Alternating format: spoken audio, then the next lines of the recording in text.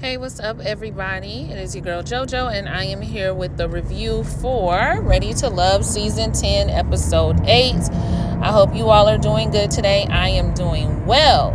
So, not too much fanfare in the beginning. Let's just go ahead and get into the review. So, this week we have the ladies meeting the friends of the gentlemen. So, standard Ready to Love behavior. Although I felt like we met their family as well, or maybe it just goes back and forth. Like sometimes it's the ladies will do the exes, sometimes the men will do the exes, sometimes it'll be family, sometimes or maybe it's later on in the season. I can't really remember, child. You would think I'd have this formula figured out by now, but they are going to be meeting their close friends. So all right, first up, y'all probably hear my car in the background. My baby, I got a 4-cylinder, baby. It take a little minute for her to get up to speed. So y'all probably heard it just now. Anyway, what was I saying? So first up, we have Kiara meeting one of Jay's friends. They've been friends for over 15 years, so he has seen him through the good and the bad. And he lets his friend know that Kiara has said she would like to be married or at least engaged in 3 years or less. So putting that pressure on him already. When they sit down, of course, it's always the regular, what he say about me? What he say about me? What you think he think about me? And blah, whatever. The friend was like, oh, he think you the one. You it. Okay, all right. So they start in on a few questions about his last relationship that he was in for 11 years. That gave her pause because she felt like if you're going to be with somebody that long, why didn't you marry them? Why didn't y'all make it to that point? This was a high school relationship, so I think that part does need to be mentioned. I think when you're in high school, when you're in high school, those relationships tend to be kind of lengthy. Like you propose when... really most of the time when you got the finances too, which is like in your early 20s or when y'all get out of college or something. But she said that whole thing gave her pause, and he said it just showed to him that he's committed. It should show you that he's committed, that even when they had rough times or even when they were going to break up, they fought through it, they fought for it. Because she's like, well, all that time and y'all didn't get married. But it just shows that he was willing to put the time and the work in, like he fight for what he wanted. He asked, did she know his love languages, which I really think she guessed physical touch just based on the fact that he always touching her. But that's most men. I have figured out that most of y'all love language is physical touch. I mean, I guess. But I'm sure if you really sat down and thought about it, there is a second one, which could be the words, could be the gifts or whatever. But she said that's his because he always be trying to touch her. These two are locked in. They not interested in nobody else. Not really. But there is going to be a plot twist. But not really. They pretty much are locked in with each other. And I will say this season right here, it definitely seems like... well, actually, nope, I won't say that. I was going to say it seems like more of the guys are locked in. But no, that actually is not true. That actually is not true. I was going to say that at first. But yes, these two are locked into each other and cool for them. Okay, next we have Cisco and Tay. I want to say I think Tay did a very good job of sticking to the subject and sticking to her line of questioning. She didn't allow anybody to throw her off track or to get her off base. She stuck with the questions that she needed to ask, and I think she did it in a very respectful manner. I thought she did a really good job. So she lets us know prior to coming in the confessionals that one of the things that she has been worried about with Cisco is not whether or not they get along well. They get along great, but it is the stability portion. With everything that she's done in her life and all she's worked for, stability is very important to her, and rightfully so. So when they sit down with the friends, that is one of the first things that Tay wants to get to. But when she tells them, she explains to them, the friends, how much she likes him, and he was checking off all of these boxes for me. And then I found out that, did Cisco say that I didn't have a car or something like that? Either way, it bothered me. These things bothered me. And the friend said, yeah, and you had switched up on him when that happened, and that really hurt him. That really hurt his feelings. Listen, now, did she say these were his line brothers? What is the fraternity? I believe she said line brothers. Okay, fine. I heard his feelings. I'm aware of that. I love how she was like, we've talked about it. I already apologized for it. Basically saying, don't come up here trying to make it seem like I hurt his feelings and I was just like, oh, well, so what? I needed some time to really get my thoughts together on this whole situation. That was a bombshell for me. So like I said, I like that she didn't let anybody throw her off track from the line of questioning because, okay, and that's not what we talking about right now. What we talking about right now is his stability. Don't try to throw me off track from my questions. I'm going to ask these questions. So then they get into his goals. She asks him, how much do y'all know about his goals? And how dedicated is he to accomplishing them? Because I know sometimes when you really got some things you need to get off, sometimes you got to be by yourself. You can't be in no relationship. And I think that applies mostly to women.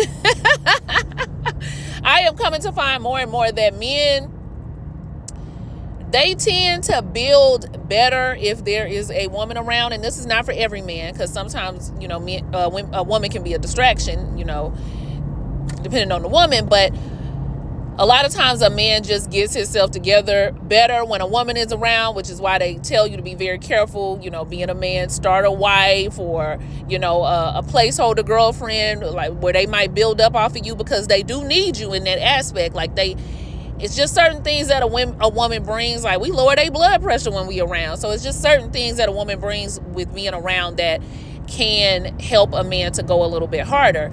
And Cisco even says, if I got a partner, I'll go even harder.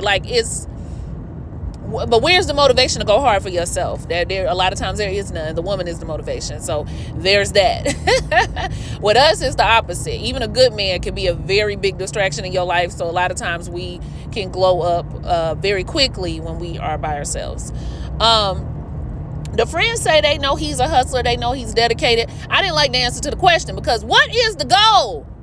What is Cisco's goal? What does he want to do? Do he want to be a truck driver? He want to get into IT? Those are the hot button ones for the men. What are you doing? I want to know what is his goal and what is his, at this point, I need to see your 1-year plan. Because we talking about you a hustler and all this other stuff. I don't, listen. My niece is a hustler, but I still don't know what her plan is. What is your plan? So I don't know. I really didn't like it. The friends ended up liking her though. They said they actually liked the questions that she asked, and they felt like she had the right to know, especially since you have built up a life for yourself. Of course, you're going to want to know that your partner is in this right space. She does let it be known she has other connections. She lets us know that the things she got to worry about with Cisco ain't the things that she got to worry about with her other connection. But of course, maybe they don't vibe as well as her and Cisco do. But I don't know. That remains to be seen. But yeah, I thought she did a really good job. Cisco at the end says, it's hard when everybody is mentioning Tay's name and somebody that they're interested in, and I'm just sitting here I'm just like, child, don't nobody care about your woe is me. All right. Your girl is popping. The people like her. Get in the game. Okay, Cam's segment was very interesting. It was very interesting. Now, we learned a few new things about Cam. Well, first of all, let's talk about who he brought. Cam, you need to start narrowing it down, brother. Okay, he brings Angie, Sahara, and Rose. Angie talks about how they need to work past or not work past, but get to know each other past physical. But immediately she come in there and jump on him with a little moan in front of his female friend. All right, this is a friend he had for a long time. The friend was like, wow, okay, they like you. I love the chemistry. And Kim was just like, not too much, not too much, all right? You can tell they probably joke on each other all the time. Sahara comes in and Sahara's just like, I'm aggravated. It's always me, you, and Scooby-Doo when I come up in here. It's always somebody else. And Rose was cool, I guess. So anyway, we learn from the conversation, the friend lets us know that one of the things that Cam do need to work on is not allowing so many chances from women he not interested in. I thought that was really interesting. On the one hand, it could be good guy syndrome. I don't want to disappoint anybody. I don't want to hurt anybody's feelings. But on the other hand, it could also be, I like attention. And even though I'm not really serious about this girl, I'm going to keep trying to fill it out and see where it's going because, I'm getting attention from her and it feels good. I think it's probably the first one. More than likely it's the first one. But if you don't like somebody, if you're not feeling somebody, you need to go ahead and let them go on about their business. You don't need to be holding them up. Okay, don't hold me up. And yes, the conversations are tough. I've had to have them. They do not get any easier. I think the best thing you can do when you're dating is learn some resiliency, because man or woman, you are going to get rejected. It does hurt your feelings. You do be confused about it, especially if you vibing and you think this person likes you. Some people really genuinely are just very nice.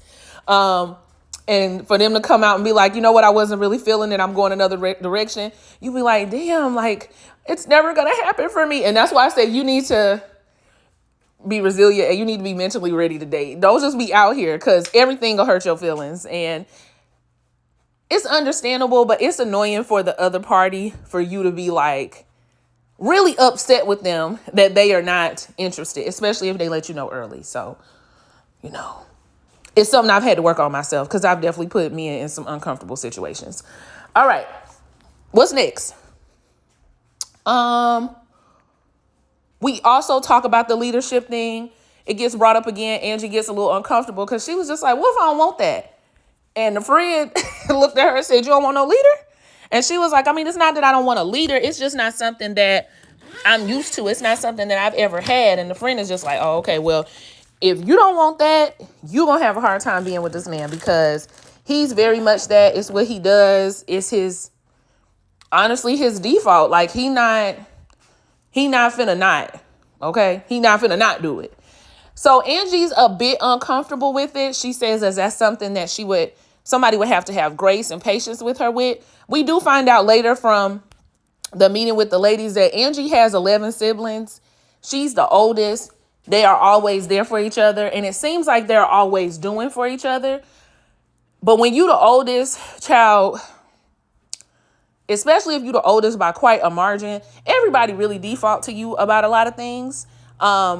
Even when it comes to care and all of that. And if you the oldest and you ain't got no sisters, you got a whole bunch of brothers, child, just all the caretaking when it come to your parents, prepare for that to be on you. Because child, them boys do not be helping.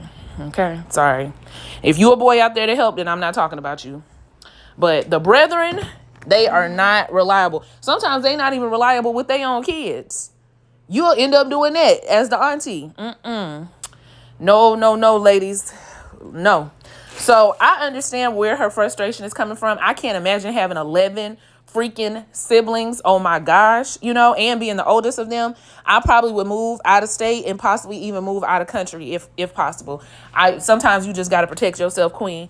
But she's crying about that. The ladies are understanding. And I think this is something that she may address to Cam, and be vulnerable about, which I think will be really, really good, because I think he would have more patience with her if he knew where she was coming from. I think he'll have patience with her regardless. He seemed like the type, if he like you, he going. Then Rose asks, I just want to know if you ready for somebody who's like super nurturing, who wants to be there for you, who care for you, who gonna dote on you, because that's the kind of woman I am.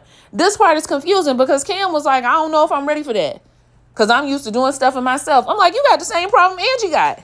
You don't want no balance in your relationship. You don't want no assistance. So Rose would naturally be the type of woman that I think you would go for, because Rose is like the opposite of that, protector, provide. She is the balance in that, I guess you could say. You're direct. I guess you're equal. Does that make sense? But you don't want that. You talking about you used to doing everything on your own. Well, child, we got to have some grace with you too. So you should understand the grace that Angie needs. Why wouldn't you be ready for that? And so that also makes me wonder, are you wanting another leader who has to default to you?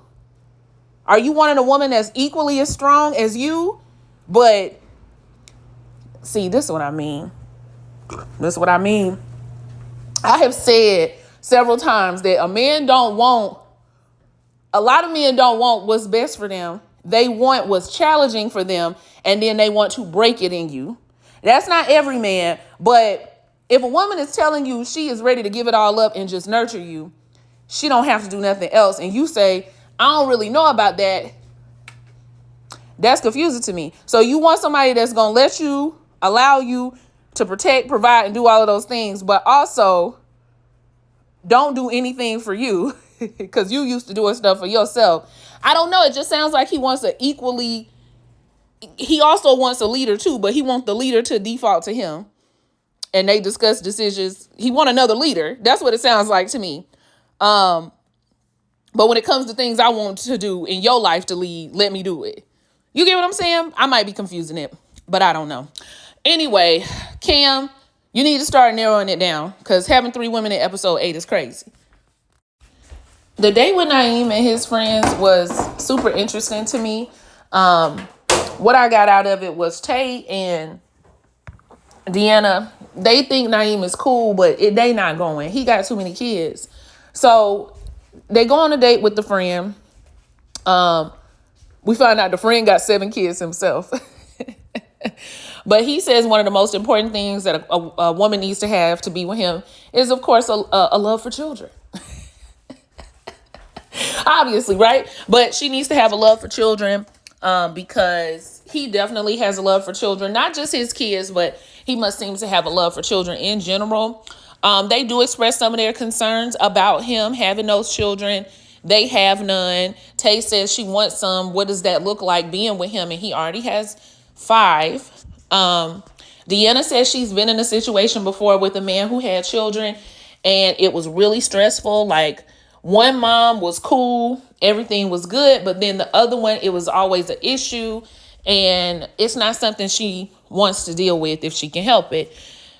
I think Naim pretty much understands where he is when it comes to dating and relationships. With having so many children, he still would like to find love, but he understands that is going to be a significant hurdle to get across.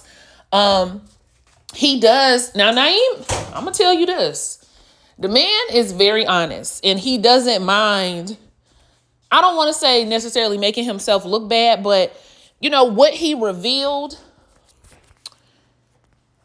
I don't know if most men would just reveal about themselves off the cuff. And it sounds like maybe he's had conversations with them before, but Deanna specifically, I don't know about Tay, but he does reveal, because Tay does ask, like, why aren't you with any other mothers of your children? You had 3 to pick from. Why didn't you decide to be with any of them? And that's my question as well. You need to see if you can circle back. Are they married? His first relationship, he was really young, understandable. Second relationship, things were going well until they weren't. And then another time, he felt like he really had done the work and he really had changed, but he was falling back into the old patterns of cheating and wanting to be with other women. And he was like, why am I doing this work and I'm still hurting the people I love? That's what I thought that was very honest, because I don't know. I don't know if I would have revealed that I was cheating after doing the work that I needed to do better, and I'm still cheating. And it seems like a question that he hasn't fully answered himself. So I thought it was very honest. I think it would be great to be friends with somebody like Naim, but I don't know if I would engage with him, not if I wanted children and I wanted a family, and if the kids are young. It's just a lot. It's a lot. So I probably would not do it. Even though I don't want children myself, I don't even want to deal with young children's mothers. So he would be cool to talk on the phone too every now and then. We can meet up, we can get some wings. But I don't think so. I don't think so. So that's how their date went. What did you guys think about Naim's date? Now, I personally think Naim probably should have been gone, but he's managed to get through the cracks. Deanna and Tay, y'all got the same taste in men or what? They go on another date together with Khalil. This date was okay. I think something done fell in my room, y'all. I think that Deanna realized that maybe, although her and Khalil do have a lot in common, the type of woman he wants, she has to see if she fits that box, because as we're talking to his friend, we start talking about communication styles and what type of woman he may want, what type of woman they are. And Deanna says she's the type of woman, like, she's not very clingy. She kind of is one of those women, like, if I don't hear from you all day, it's no big deal. I'm working, you're working. I'm not really making a big deal out of it. We're going to come together when we come together. The friend likes that answer for him, but Khalil necessarily isn't that type of person. I think that's very important. If you are a type of, most women I meet, they want to hear from their partner all the time. I'm not that type of woman, but I understand it. It gets on my damn nerves personally. So Khalil said, when Tay says that she's more the opposite, like, I like to hear from you, I like to talk to you.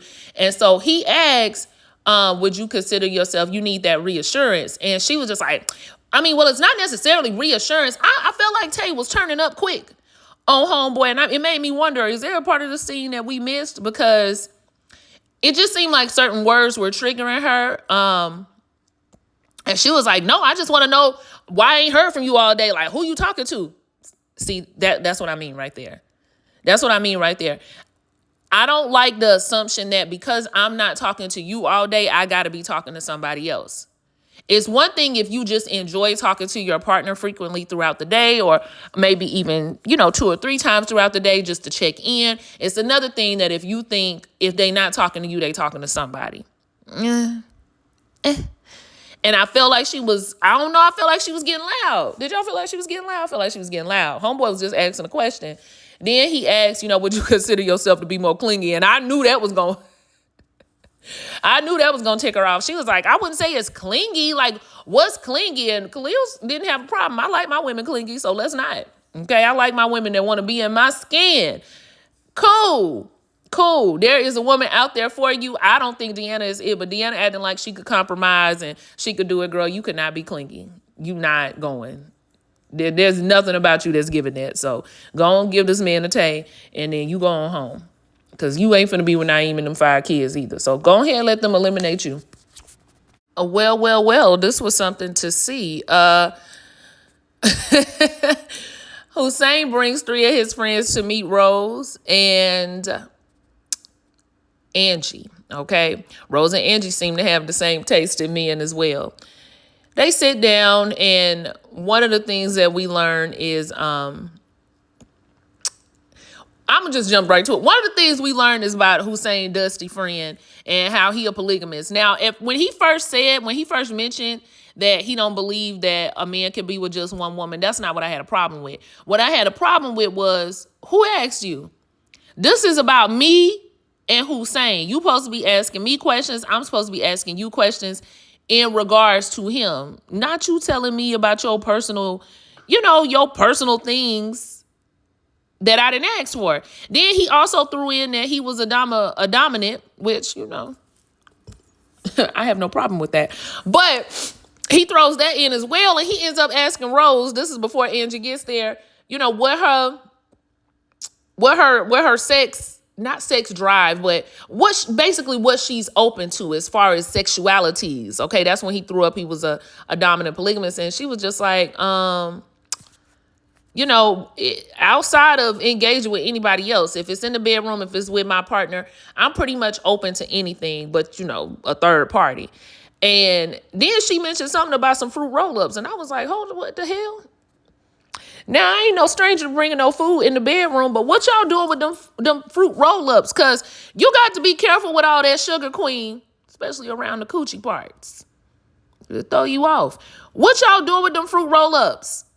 Somebody better tell me in the comments. What is Rose doing with them fruit? I'm going to have to ask ChatGPT. Chat, if you try to do something crazy, it'll kick you off their platform.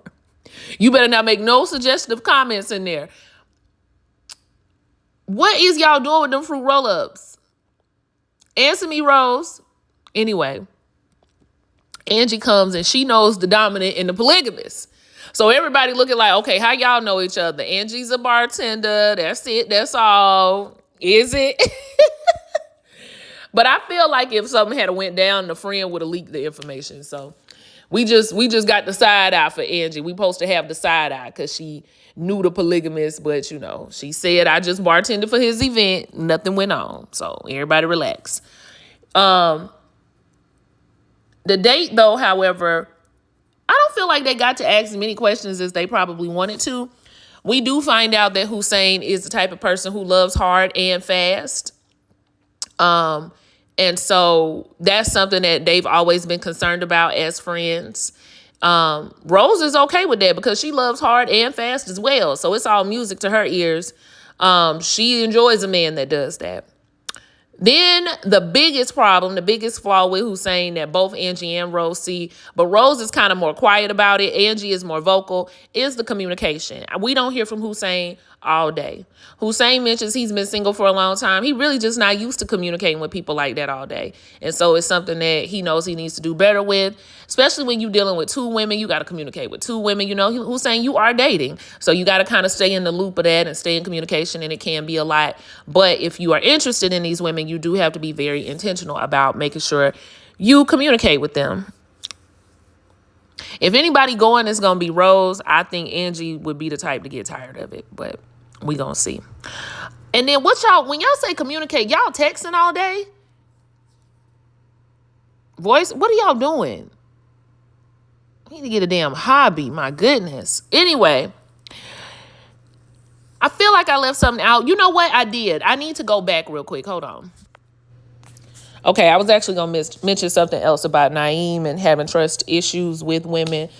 Not really trusting the women, but really maybe not more so in trusting himself. But, you know, we've talked about Naim and some of his issues, and he's been vocal about it. So we can move on. We get to the vault. The ladies talk about how their dates went. It was pretty standard. You know, Angie and her leadership issues. That's when she cries and lets us know what she got going on. Cam, and I always got to show up with all these different women. Khalil, I don't think got any bad reviews or not too much. Of course, Naim, you know, issues there, the children, him cheating, and if he's really ready. Hussein, his communication, not really being intentional, not really showing up outside of the dates, not really showing up and being intentional. That's an issue. And then we find out, plot twist, Sahara brings up Jay and how they might have a little bit of a connection going on, how they might have been talking. And Kiara was just like, I'm definitely not seeing any type of woman as competition, but, you know, may the best woman win. I was very surprised to hear that Sahara had some interest in Jay. I said, I'm very surprised to hear it as well. But Sahara said, look, I got to switch it up around here. Cam got a lot going on, so I need to get something going on too. I kind of like that. In the end, we end up with Hussein and Naim on the chopping block, but it is not Hussein who has to go. It is Naim, which we thought. Naim says he does still feel like he's ready to love, maybe not here, but he feels like he's open to it. He, again, says he has done the work. He understands he has these 5 children, so it's going to be a little bit different for him, but he does feel like he's ready. And Hussein said he's going to do better with his communication because he knows that it is very much an issue. So get it together, bruh. In the end, the episode was decent. Felt like we learned a little bit more about the fellas. I'm trying to figure out what Tay gonna do in regards to these 2 guys. I think she needs to lean more towards Khalil. I think Deanna, I don't know if her and Khalil's gonna work out. They may vibe together in person, but outside of that, I don't think she has the communication, or she's not as up under him as he wants her to be. So I feel like she could possibly, she might not be the next one to go based on the previews. I want to see what this thing gonna be with Sahara and Jay. Like, is she gonna try to creep in on him? And Deanna, don't wear that wig no more. Like, comment, and subscribe. I'll see y'all for the next one. Bye.